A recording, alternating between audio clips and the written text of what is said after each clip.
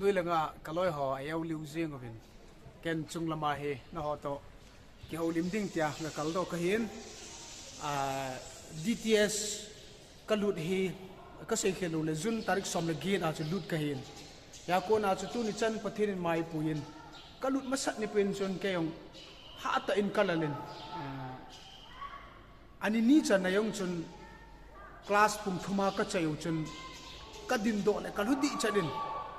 ama wang pathenin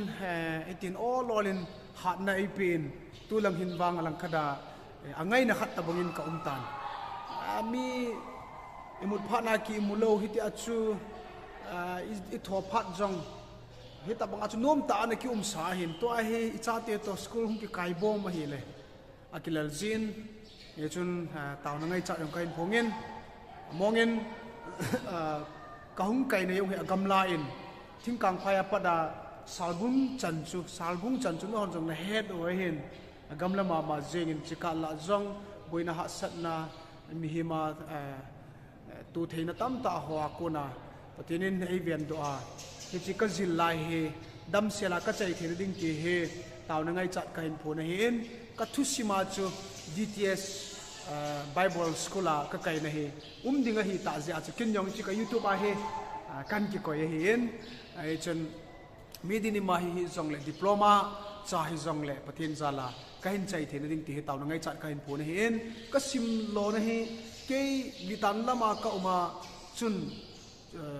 ichi Bible sim di ti ho kalungai ong anom poi ama bang so pi ule naw khat lanin pathin thu ai ngai chat jin ho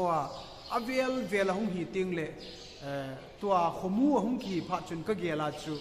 min hitia ai ngai chat theile zila pha hi ti chu kalunga ka gel hi chu pathin ni ton so pi a DTS Bible police ai lut ka hi ti chu kan lut lo na jong cham cha kai lang hi che pai le la jang phai hen chi disciple theological seminary chate hon ka school compound Avetnom movin ka school munom jivin chate hogu helovin bon chana na ve hote tu ni ki ho sports yong ka na yuvin anu me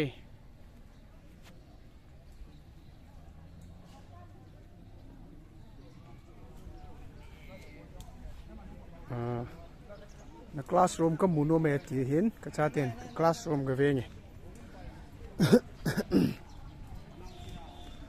pakai seizu pitar bangin nang zang che hen sungai lut lu ki ho helangai ka chiu che building tha ki salang hi hen ki ho class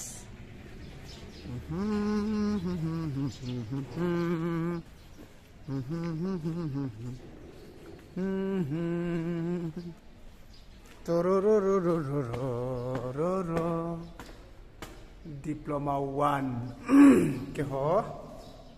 class DTS adinga ke ho class hi school adinga ke ho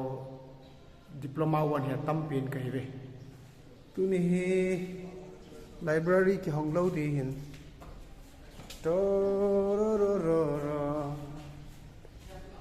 BTH 3 library wang ki hong pun ka sport no wa thil ai pham te ki chip na ho kan val sa thei di ham in ve na nge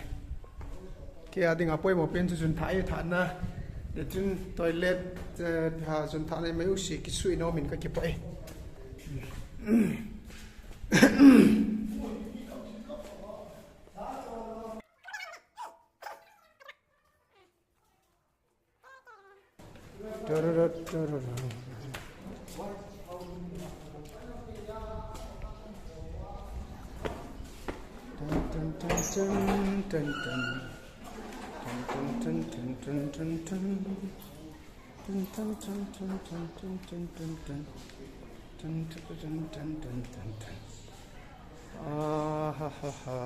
Lang hi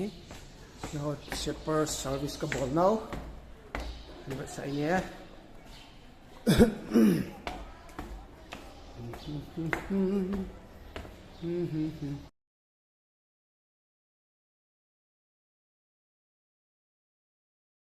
sedang apa yang hina nabiau tenui lang sia ye ka compound hi anu me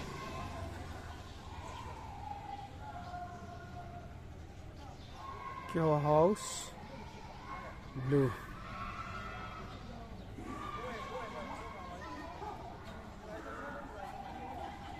Kitsol namun ho jong anu me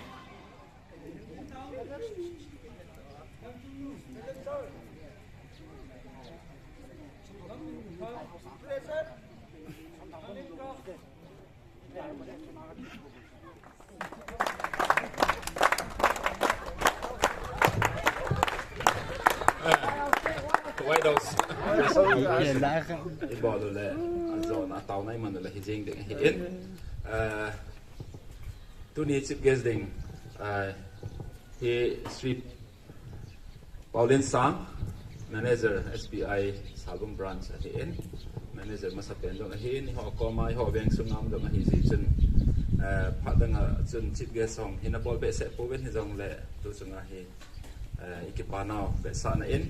Amazon iga ko ben la Amazon sports sa ding thanong ta in inauguration ho ball pi ding in hongin Amazon na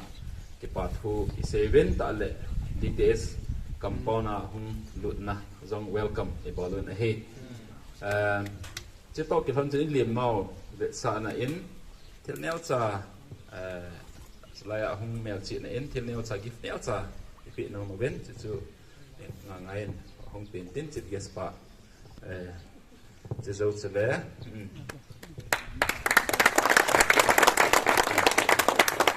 Tu in chip gespa in inaugurate in ball piventin. Say no mula hin say tin. Zo te weer. Tau na imanawa. Kicip inapat pai debitante. Ama sabihin kung tunghang zeka. Hoy zeka no na theisia mun la ne le phailo ma padong ki pai hei chiang amo. Hoy zo hijabanga DTS 10 no na sports meet wa non chialwa inauguration akipat na non chiado hi chief guest non sapui ki pa wai ka solotela ki pa thu heu tu te ama kai te kyan le ka ke nu da sports meet ta ong sam ni chiang wa sports kong tu no ong get ready vek ni chiang wa pai te pa na thi chiang vek ke le should I just talk in English? It'll be better, no? Yeah, it's okay. So, you know, it's been really long since I've really participated in sports and everything. I used to be in the school team or the basketball team. But then again, that was more than 10, 15 years ago. So I really envy seeing all of you here in your different house colors. I used to be in yellow house, by the way. Now I'm wearing white today. Yeah, so that is there. And I hope you really have a good time in the upcoming sports event. And then, you know, this is a really wonderful moment to get to know each other and then to have this bond between all of you and then to enjoy the camaraderie of all your batchmates and your schoolmates, you know. So I really hope you have a good time. Thank you so much. Pame, chen chu inaugurate ball na in ball so khat ve hin le don chen phante.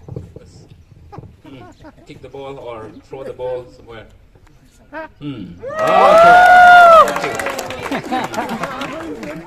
Thì nga tao na ta ki pa e an hung ke ani vat pi zin tau na ni hin kop tan ti ka hin sei tan honin ibon chavin sun tin chibai zan tin mang pha